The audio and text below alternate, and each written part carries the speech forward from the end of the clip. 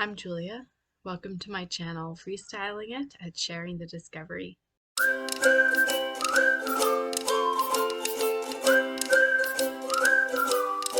I'm mom to 3 young children, and we embrace learning as a lifestyle.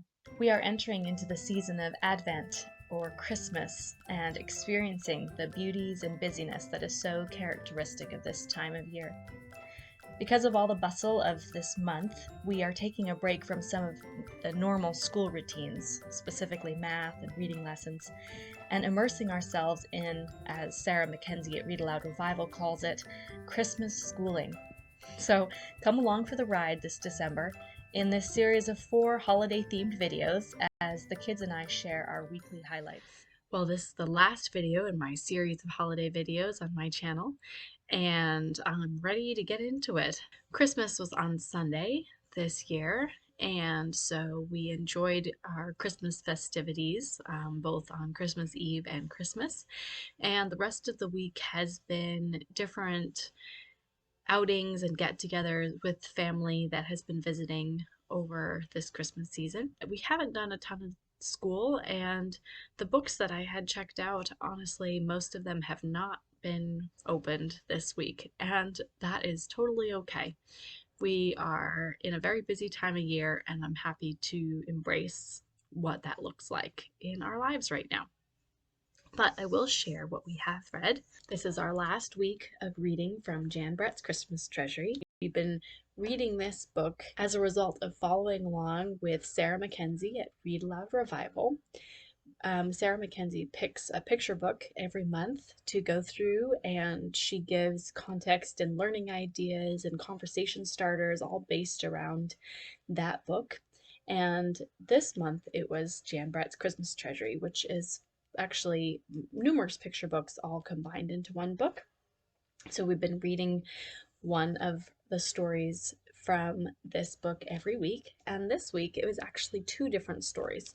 The first one was Christmas Trolls, which was a story I had never heard of. Some of Jan Brett's stories are very popular and familiar, but this one was one that I hadn't heard of.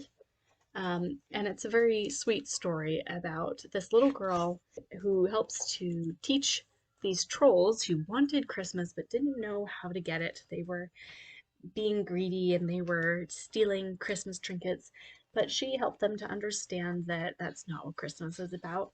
This horse is significant in the story, and I'll talk more about that in just a little bit.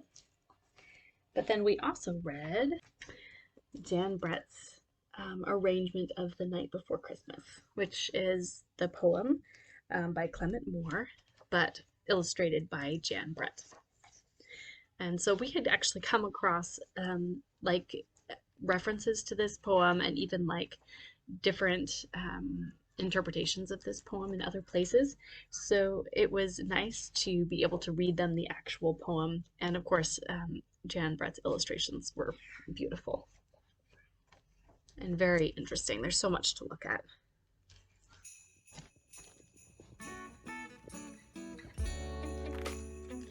All right, so that horse that I mentioned is called a Dala horse, if I'm pronouncing that correctly, and it is a symbol that comes from Sweden. If you've watched my previous holiday videos, you will recognize the fact that we have been following along with Kirsten's story and how she was originally from Sweden. I didn't pull it out now to share, but you can reference my other holiday videos that has the collection of her chapter books that we have been reading from. Kirsten was originally from Sweden, so it's kind of fun to have this tie-in with the Dala horse, and we ended up making that as our Christmas ornament of the week.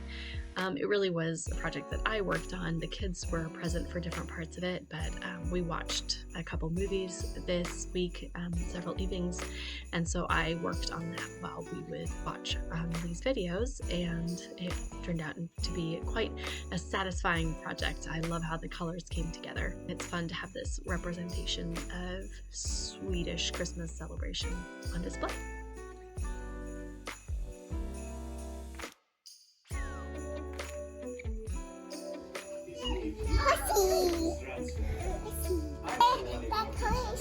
This is God's Big World, and it has 3 stories in it, and the one story that was highlighted in the parent-teacher guide was this story about a way of celebrating Christmas. This is actually about a White House chef and some of his, well, specifically his Christmas gingerbread house of the White House that he made at one point. That is the inspiration behind the library books that I checked out. And even though we haven't read a ton of them, the theme has been learning about Christmases around the world. So we did read these 2 books, Joy to the World, Christmas Around the Globe, and Christmases Around the World. I specifically thought this was a great book, just a page with a little rhyming poem for each country, and just introduced us to a different activity or a different way of celebrating or understanding the celebrations around this time of year, different traditions, different foods.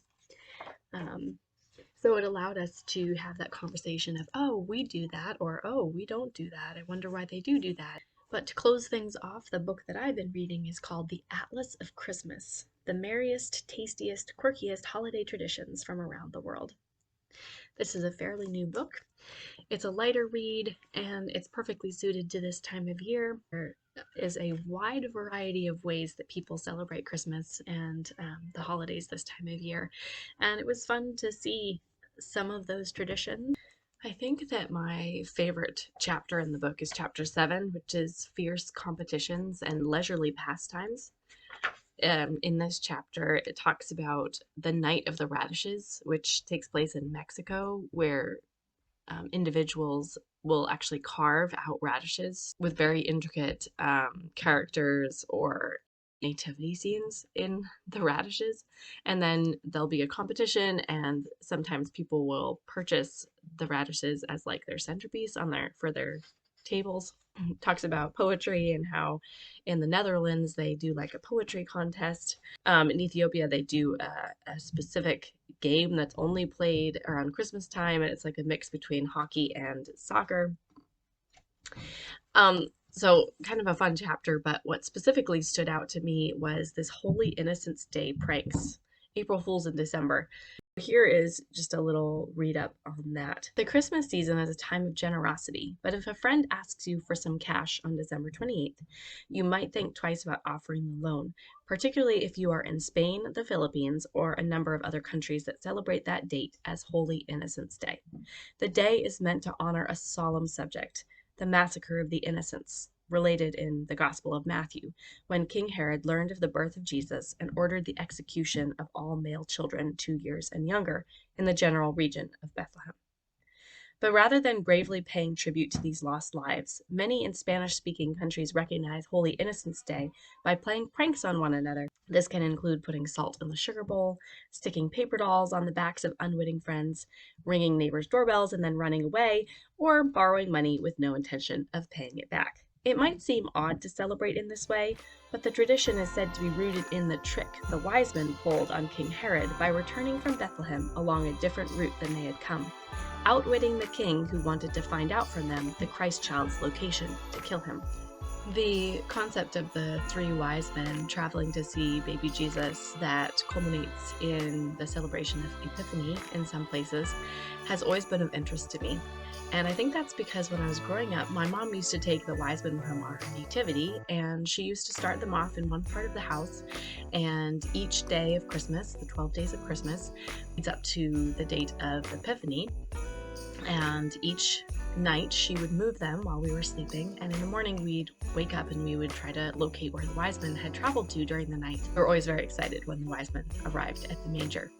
And I have taken that tradition and have continued it in our household with my children, while adding a different twist as well. On Epiphany itself, I make root beer floats for the kids and my husband and I, and we enjoy that kind of as a little celebratory close to Christmas and as a way to remember the wise men coming. I don't know specifically why I thought of that exactly, except that I like root beer floats. They're yummy, and I like having a reason to make them, because otherwise we, wouldn't probably do that during the year. And because root beer has some special spices in them, and the spices kind of remind me of what the wise men brought to baby Jesus. One of the gifts was, two of the gifts were different kinds of spices, I believe, frankincense and myrrh. So anyway, that's our family tradition around Epiphany that comes down from my mom. And I'll let that serve as kind of the closing bit of sharing for this video. Thank you all for coming along on this series of 4 holiday videos, and I hope you all have had a wonderful holiday, and I wish you all a very happy new year.